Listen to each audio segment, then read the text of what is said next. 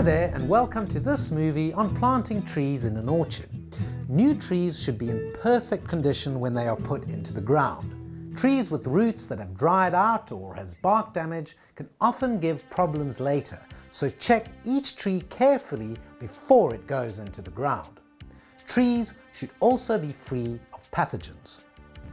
A new orchard is planted with young trees that are supplied by a nursery. For apples, the producer can store the trees in a cold store for up to 6 weeks at between 4 to 6 degrees Celsius, or they may come directly from the nursery. The roots must not be allowed to dry out. If they do show signs of being dry, soak them in water for an hour before planting them. A spade is used to dig each hole. The hole should be just big enough to take the roots of the new fruit tree. Normally, the hole will be about half a meter square and 40 centimeters deep. There should be no smooth sides on the hole. As the spade sinks down into the ground, it compresses the soil particles to form a hard layer. This is known as smearing.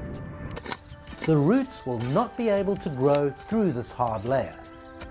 If the sides look shiny, they are probably smeared. Roughen them with a fork to loosen the soil.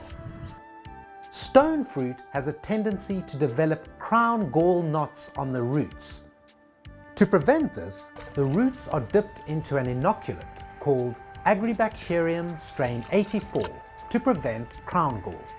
Some growers dip the roots of the trees in an insecticide to be sure that there are no insects on the roots. At this stage, fertilizer is mixed with the soil that will fill the hole. This is usually a sprinkling of monoammonium phosphate, which will stimulate root growth. Unmixed fertilizer mustn't be allowed to lie against the roots as it will burn the root surface.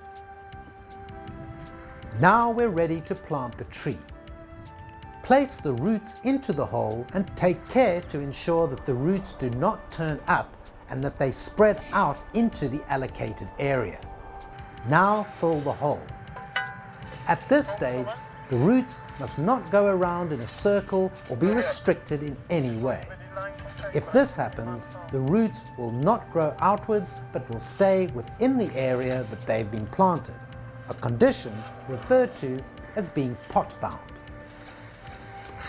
It's important not to damage or bruise the bark, as bacteria or fungi can get into the tree through the wound.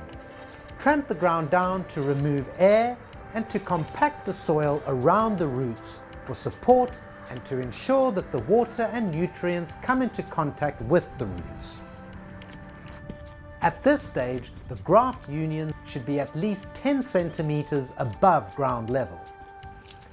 Water the tree well. This is known as puddling it in. As the water filters through the sand, it will push out any free air in the soil and will ensure that the roots don't dry out.